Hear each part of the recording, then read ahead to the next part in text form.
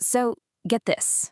What if the government put out this huge health warning about a certain kind of food, but then just forgot to mention what that food actually was? It sounds kind of crazy, right? Well, that's exactly the puzzle we're going to unravel today. Okay, so let's set the scene. Our story really kicks off with the U.S. dietary guidelines. Now, these were released during the Trump administration, and for the very first time, they told Americans to stay away from something called highly processed foods. But here's the kicker. The president himself was, famous for his love of fast food. I mean, you saw headlines like this all the time.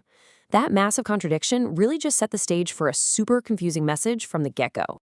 And right here, this is the heart of the problem. The guidelines go on and on, warning everyone about highly processed foods, but they don't give a single solitary example, not one. So the official warning ends up feeling less like helpful advice and more like a political catchphrase, leaving all of us pretty much in the dark. So if the official term is basically useless, what are we supposed to do?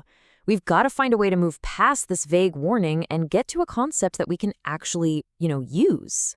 And that's the million-dollar question, isn't it?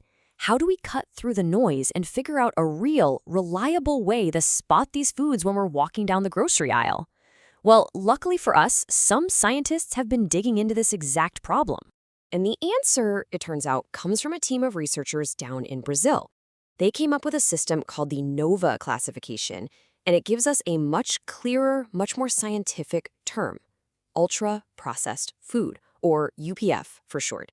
And this isn't just swapping one name for another. It's a totally different way of looking at what we eat. So how does this whole NOVA system actually work? Well, the best way to think of it is like a secret decoder ring for your food labels. It gives us a clear set of rules to figure out what really makes a food ultra-processed. So here's the breakdown from NOVA. A UPF isn't just any food that's been packaged or cooked. No, it's an industrial formulation.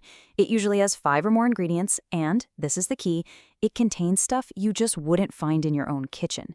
It's all about the type of processing and the ingredients, not just that it was processed at all. And these are the kinds of unique substances NOVA is talking about. Things like hydrogenated oils, hydrolyzed proteins, soy protein isolate. These are ingredients that are made in a lab to make food last longer or have a certain texture or taste a certain way. Not exactly the kind of stuff you pull out of your pantry to whip up dinner, right? Okay, so now that we've got our decoder ring, let's start pointing out some of the culprits. We're going to start with the ones you probably already have a hunch about. Yep, no huge surprises here. The NOVA system confirms what we kind of already knew. Sodas, bagged chips, a ton of breakfast cereals, instant noodles, and those reconstituted meats like hot dogs and sausages, they're all classic examples of ultra-processed foods.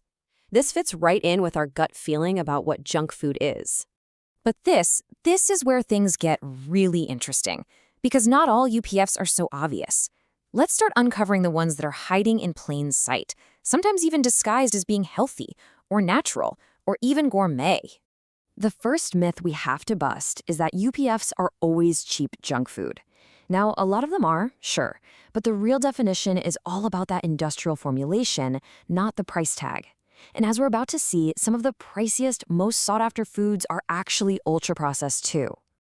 All right, here's surprise number 1. A lot of health products and protein powders, even the ones that are marketed as all natural, fit the NOVA definition perfectly. I mean, think about it. They're industrial formulations made from extracted stuff like whey, casein, and soy protein isolate, and they usually have a whole laundry list of additives. And for surprise number 2, plant-based meats. Yeah, whether you're talking about the traditional vegetarian mock meats or those new plant-based burgers, they're built from super refined ingredients like protein isolates and all kinds of industrial additives to get that meat-like texture and taste. That makes them classic UPFs. Now, this one might hit a little close to home for some of us. A lot of those famous traditional pastries like Taiwanese pineapple cakes or sun cakes also fall into the UPF category. I know, they feel traditional, but the way they're mass-produced today relies on industrial ingredients and processes to make them consistent and shelf-stable.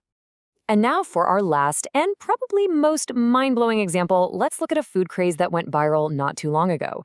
This Dubai chocolate cake became a huge status symbol. People were lining up for hours, paying insane prices just to get their hands on one. It was the absolute definition of a luxury food. That is not a typo.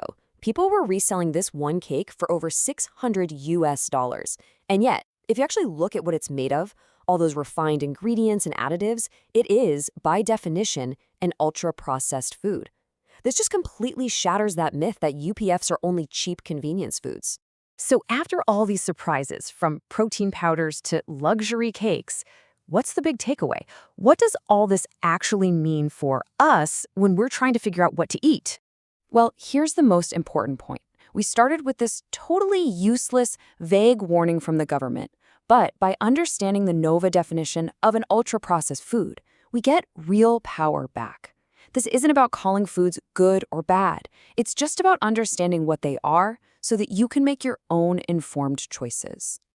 And that really just leaves us with one last question.